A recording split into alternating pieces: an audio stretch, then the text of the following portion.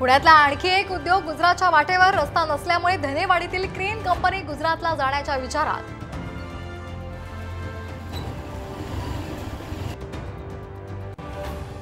राज्यपाल नियुक्त आमदारकीसाठी शिंदे गटाच्या 3 जागांसाठी इच्छुकांच्या रांगा। दीपक सावंत, मनीषा कायंदे यांच्यासह अनेकांची एकनाथ शिंदेंकडे फिल्डिंग।